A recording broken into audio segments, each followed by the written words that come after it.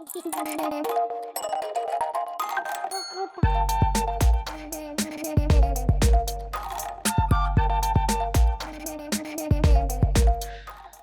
today I am shooting actor headshots at the studio in Raleigh, so I'm going to show you how I'm packing my bag, or at least the process of. I normally don't bring this much stuff, but I normally don't shoot on Saturdays either. And so I'm going to a studio and I'm not sure what will be available for us to use today. So I'm just going to bring some extra stuff in case. I like having extra diffusers of sorts in case we need it. I just think it adds a lot of value. Probably can't hear anything when I do this. Anyways, so I'm packing up and heading into Raleigh.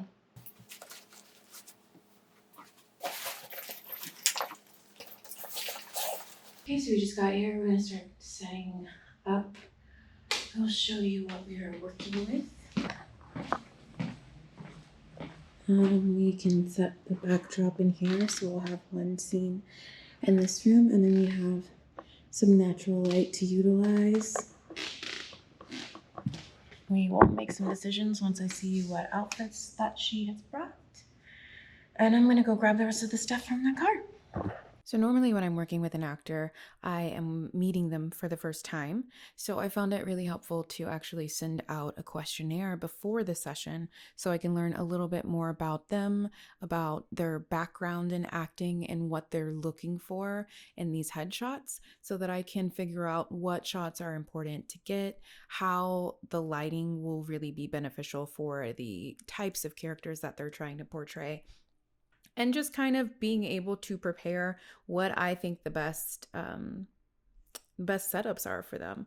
Also, I found that a lot of times people are a lot more comfortable if they have their own playlist for what character types they're going for. So I always make sure that I have a speaker of some kind that's available to them. And then just try to have everything completely set up before they arrive so that they can just come in, get comfortable, and then we'll start choosing the wardrobe options. I like for people to bring a lot of options because a lot of times what you think might be a good option for a photo in real life isn't always as useful in telling the story of your actual actor headshots.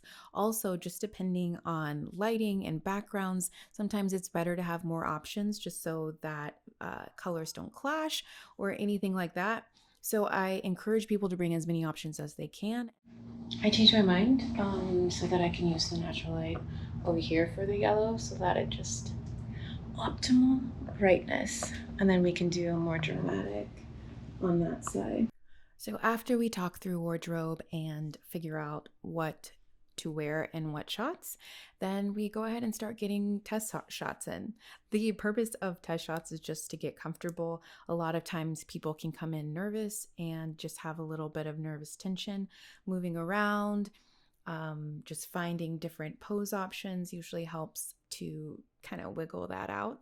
And then we just start with a regular shoot. We try to get as many diverse options as possible, well, depending on the person. So we started off in the lighter, more natural poses when we were just thinking about commercial and younger characters, because that seemed to be a place that was an easy entry point for her.